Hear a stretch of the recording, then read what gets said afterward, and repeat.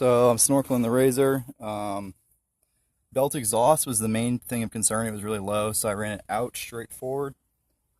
Cut a hole in the door, which is all taped up right now because the hole saw went a little wonky and cracked it, but I'm going to order a new one and do it better. Just melt a hole in it, and that's going to come up right here between the seats and point back. I'm leaving the intakes under the shroud because I think it does a good job. However, I'm maximizing it. So the air intake used to be down here, so I moved it up here, put a water trap for if water gets sprayed in there. Get it to the very top forward corner right here. So it'll still breathe through here, which is nice.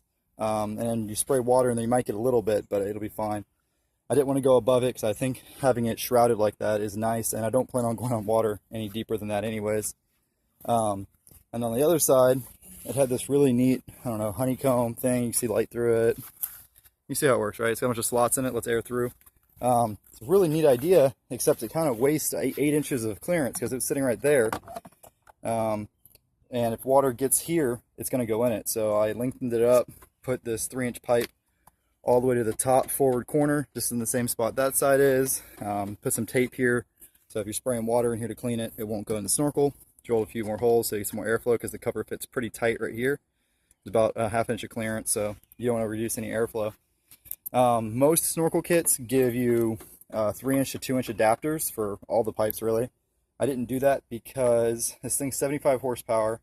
So that means, you know, a CV drive is about 10% efficient at best, or 90% efficient rather, so 10% losses. So that's 7.5 horsepower, and 1 horsepower is about 2,500 BTUs per hour. So 7.5 times 2,500, you do the math, that's a lot of BTUs. So this breather system for your belt is responsible for removing, I don't know, like 20,000 BTUs per hour or something, roughly, which is a lot of energy, a lot of heat, in motion. So I wanted to maintain the 3-inch piping because Polaris put 3-inch piping down here and up here from the factory for a reason.